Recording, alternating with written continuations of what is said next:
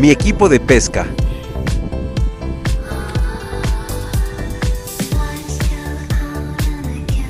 Mis supercañas.